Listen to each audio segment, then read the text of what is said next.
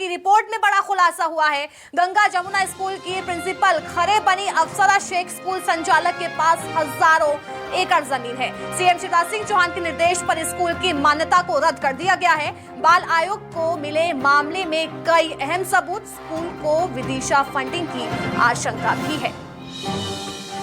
मेरे सहयोगी शब्बीर लगातार हमारे साथ जुड़े हुए हैं। शब्बीर, दमोह मामले में यहाँ पर एक और बड़ा खुलासा हुआ है कि जो स्कूल की प्रिंसिपल थी वो भी हिंदू से मुस्लिम बनी।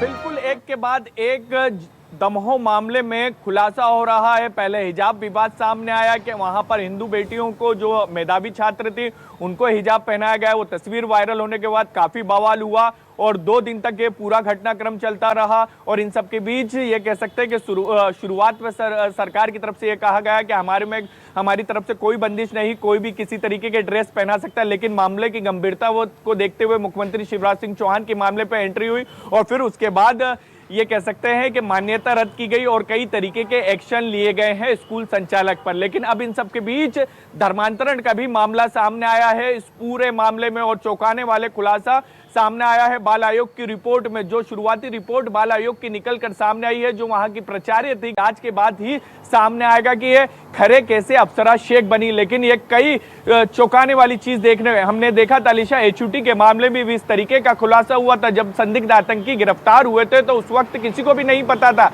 कि संदिग्ध आतंकियों में से 3 तो ऐसे हैं जो पहले हिंदू थे, फिर वो मुसलमान बने। और इस मामले में भी यही चीजें निकलकर सामने आ रही। इसके साथ साथ बाल आयोग की रिपोर्ट में जो वहां पे टीम पहुंची थी अलीशा, उसमें एक और खुलासा ये भी हुआ है कि जो संचालक है उसके पास हजारों करोड़ की जमीन है, यानी हजारों एकड़ जमीन है उस इलाके में। और वो कैसे अर्जित की गई है, यही सबसे बड़ा सवाल है कि आखिर इतनी बड़ी संपत्ति कहां से आई। और इसी को लेकर बाल आयोग की तरफ से संदेह जताया गया है कि स्कूल को विदेशी फंडिंग की जा रही थी और उसी के तहत धर्मांतरण भी करवाया जा रहा था, लोगों का ब्रेन वॉश भी करवाया जा रहा था और उसी के तहत इस तरीके की फंडिंग की जा रही थी। इसी के कारण इतनी अकूट संपत्ति सामने आई है, जिसके जरिए जो विदेशी फंडिंग हुई है उसी के जरिए हजारों एकड़ जमीन दमोह के आसपास और प्रदेश के अलग अलग इलाकों में खरीदी गई है स्कूल संचालक की तरफ से। यानी अब और बड़ी कार्रवाई होने की तैयारी बिल्कुल शब्बीर, एक के बाद एक बड़े खुलासे दमोह मामले में सामने आ रहे हैं।